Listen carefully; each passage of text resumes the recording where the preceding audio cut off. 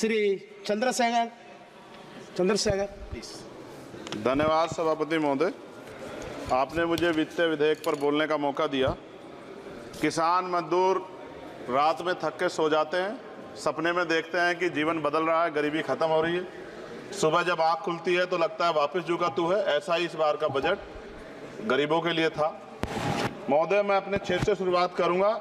मेरा क्षेत्र नगीना बाढ़ प्रभावित है, कोई चर्चा नहीं हुई। किसान आम आदमी परेशान है, कोई चर्चा नहीं हुई। गन्ना मिल समय पर पैसा नहीं देती है। गुलदार ने 30 लोगों की जान एक साल में ली है पिछले, कोई फर्क नहीं पड़ता अमीरों को। उद्योग धंधे लगाने कोई बात नहीं हुई। मेडिकल कॉलेज और एम्स के निर्माण की कोई बात नहीं हुई। ग्रामीण क्षेत्रों में खेलों को बढ़ावा देना, स्पोर्ट कॉलेज की कोई बात नहीं हुई। महोदय, देश में भूमि सुधार किया जाए। लाखों बीघा जमीन जो है भूमाफिया ने कब्जाई हुई है, भूमिहीन लोगों को भूमि दी जाए। बिजली के दाम में कटौती की जाए। गरीबों को कम दाम पे जो है बिजली उपलब्ध कराई जाए। ठेकेदारी प्रथा, संविदा, लेटर एंट्री खत्म की जाए। पक्की नौकरी दी जाए।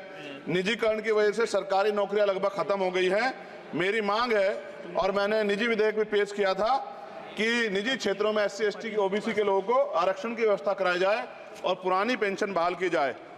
लोगों के पास एक तरफ सरकारी योजना चलाकर प्रधानमंत्री आवास योजना जो है उसके नाम पर मकान दिए जाने की बात होती है, वहीं दूसरी तरफ लखनऊ के अकबर नगर को तोड़ दिया जाता है। नवी मुंबई में के खार घर में What is his name? Patil. Patil is not Shankar. No, this is the caste. उसकी जा He is a casteman, Chandrasekhar. No, this Patil. Mike नहीं है सर, बंद कर रहे हो sir? Independent. This is independent. आ गया। धन्यवाद।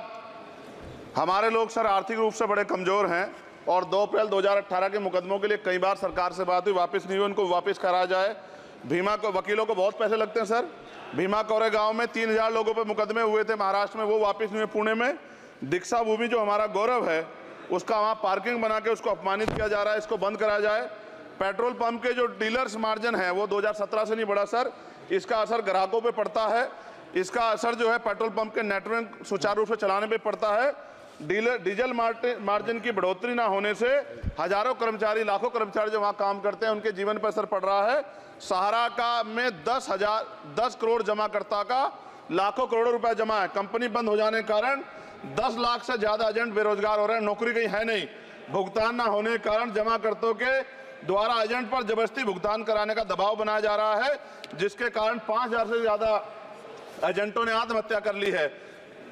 सभापति महोदय, उत्तर प्रदेश देश का सबसे बड़ा सूबा है, उसको इस बजट में कुछ नहीं मिला और बहुत सारे मेंबर, 80 के लगभग हम मेंबर जो है उत्तर प्रदेश जीत के आए, ना के बराबर मिला। यूपी में 25 करोड़ से ज्यादा आबादी है उत्तर प्रदेश के अंदर, 5 किलो राशन सरकार दे रही है, लेकिन जीवन जीने के लिए काफी नहीं है। और भी बुनियादी सुविधाओं की जरूरत पड़ती है। अगर इज्जत की जिंदगी चाहिए उसके लिए सरकार के पास कोई उपाय नहीं है।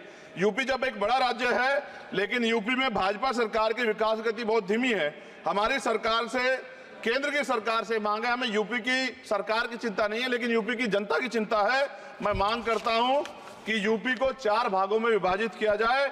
डॉक्टर बाबा साहब अम्बेडकर ने कहा था 1995 में, उनकी बुक है थॉट्स ऑफ लिंग्विस्टिक स्टेट, किताब में कहा था राज्य जितना छोटा होगा राज्य की प्रगति उतनी होगी, जनता को रोजगार मिलेगा और जनता का जीवन संपन्न होगा। मोदी, एक बात मुझे आपसे कहनी है, आपने भी ये विषय उठाया था जब आप अपनी बात रख रहे थे, शेड्यूल कास्ट के साथ जो धोखा किया गया सुप्रीम कोर्ट के जरिए, आप इस बात को इस तरह समझे, 1.5 साल पहले मैंने मांग की थी, अगर इतना हितैषी हमारे लोग होते तो जब EWF 10% दे सकते हैं तो 5% शेड्यूल कास्ट के उन जातियों को दिया जा सकता था, लेकिन दृढ़ संकल्प और इच्छा शक्ति नहीं है गरीबों के उत्थान की। साथ साथ OBC की जातियां उनको भी दिया जा सकता था। ये जो हमारे साथ खेल किया गया है, ये खेल जो है इसमें बहुत गुस्सा है, सरकार को संज्ञान लेना चाहिए और सत्ता और विपक्ष दोनों जो है अपना स्टैंड क्लियर कर दें, क्योंकि दलित समाज, आदिवासी समाज इसको देख रहा है, वो भूलेगा नहीं, जो उनके गले काटने का काम करेगा उनको भूलेगा नहीं।